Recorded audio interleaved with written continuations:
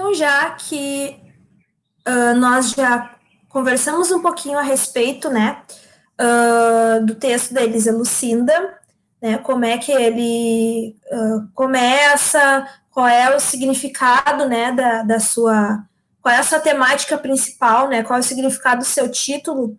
A gente vai olhar lá um pouquinho, eu vou colocar o texto para vocês de novo, para a gente verificar quais são os elementos que vão me classificar esse texto, né, numa categoria ou noutra dentro das funções da linguagem. Então, vamos lá, novamente.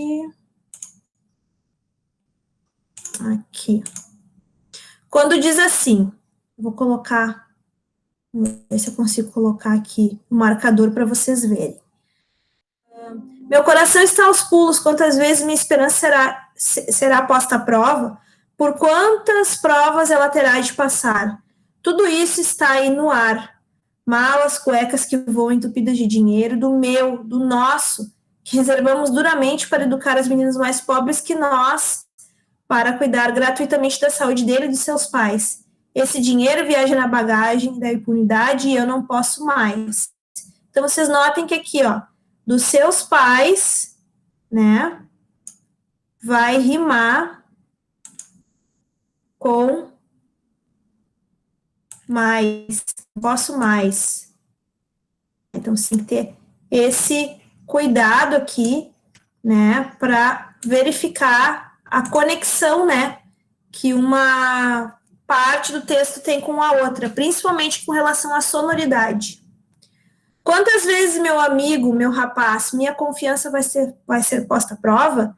Quantas vezes minha esperança vai esperar no cais? Então, cais, esperar no cais também vai, né, fechar com aquela sonoridade lá do não posso mais e seus pais.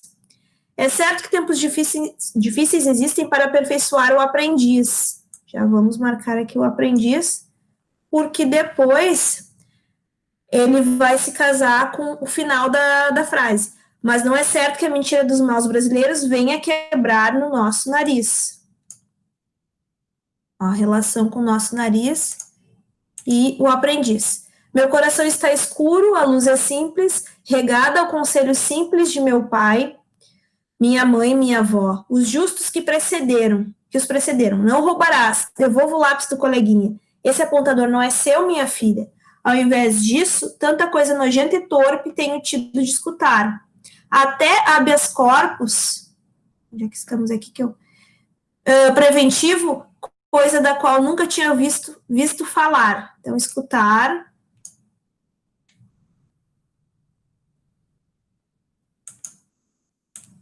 Tido que escutar. E falar. Então, aqui, até habeas corpus preventivo, coisa da qual nunca tinha visto falar. E sobre a qual minha pobre lógica ainda insiste. Esse é o tipo de benefício que só o culpado interessará. Pois bem, se mexeram comigo, com a velha e fiel fé do meu povo sofrido, então agora eu vou sacanear. Sacanear, o sacanear vai rimar com o final. Ainda mais honesta vou ficar. Não vou ficar.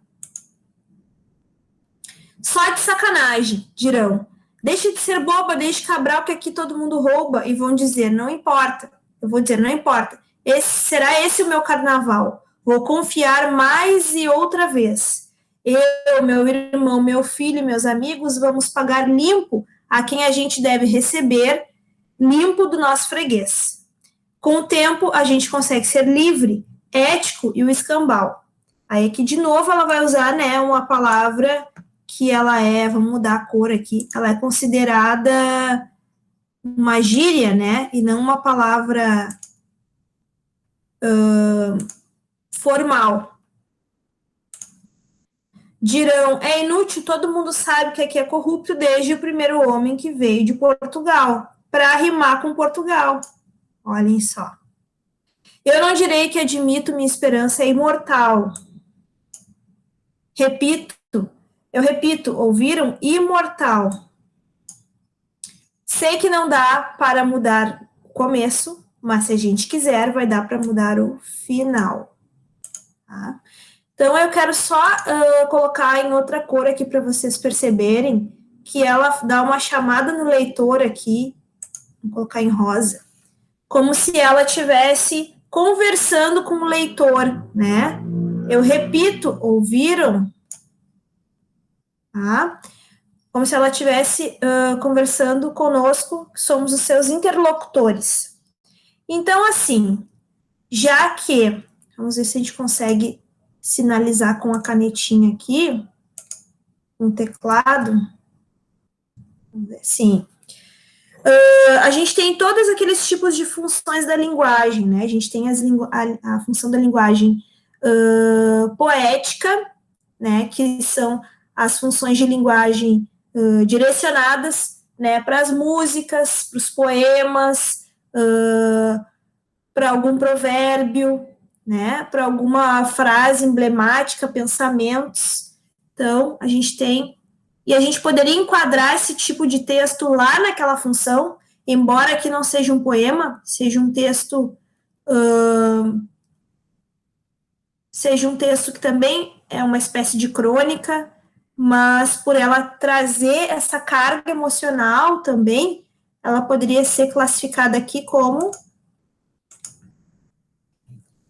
função poética. Está muito pequenininho aqui, vamos mudar essa letra. Função poética, gente. Por que vai ser uma função poética aqui? Vamos colocar numa letra maior, para que vocês possam ver a fonte aqui também. Função poética, tá? Esse texto se enquadra numa função poética porque é um texto que vai traduzir as emoções, né, da autora. Tá? Não só por isso, mas também porque ele vai trazer rimas, embora não seja um poema. Opa! Aqui. Embora não seja um poema no formato de poema, ele vai trazer a rima, que é um dos elementos do poema. Então, é um dos elementos da função poética. Apresenta rimas e muita sonoridade. Então, está dentro da função poética. Mas teria alguma outra função que poderia ser mencionada aqui? Esse texto poderia ser classificado dentro dessa função? Tem a função também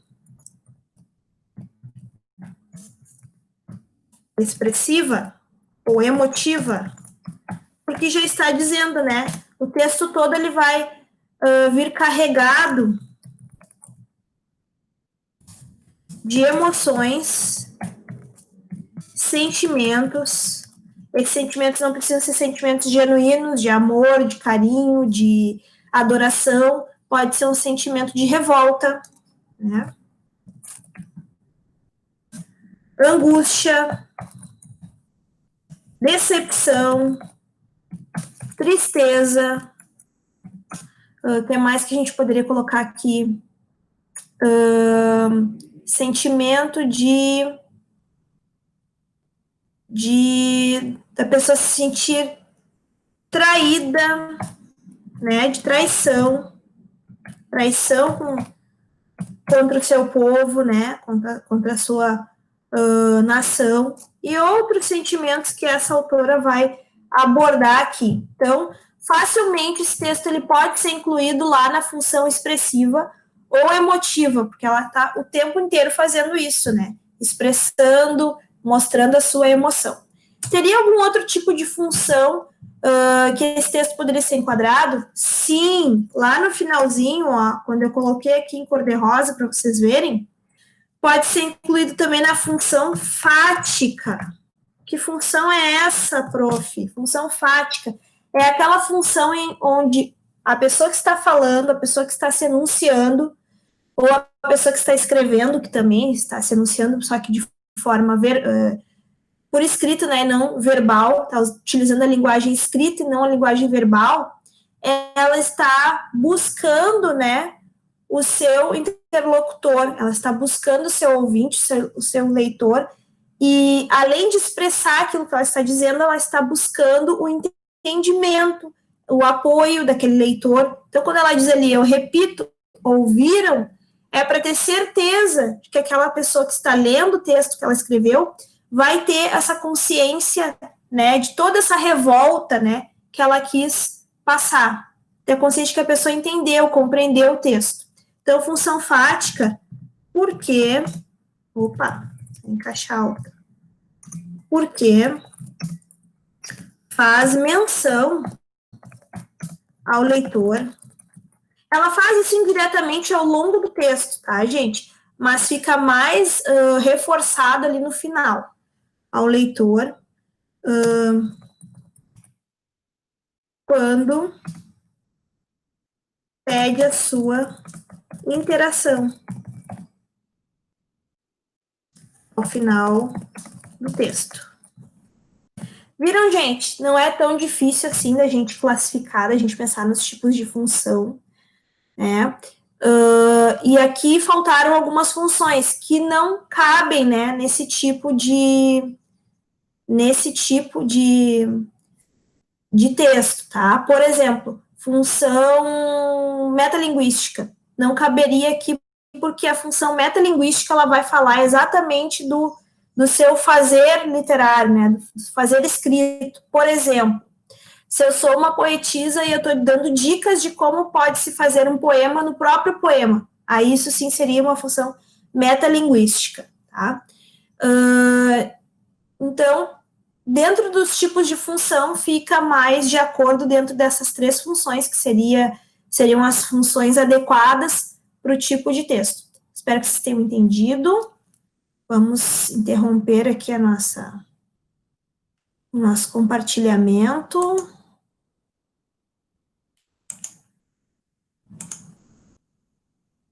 Tomara que tenha ficado claro para vocês, né? Acho que o texto sempre nos ajuda muito, né, na hora da classificação, porque a gente daí não tem que ficar gravando lá os conceitos, né, sem ter uma noção do que eles querem dizer, tá bem?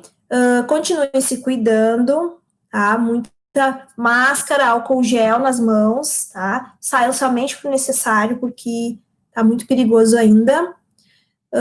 E eu aguardo vocês.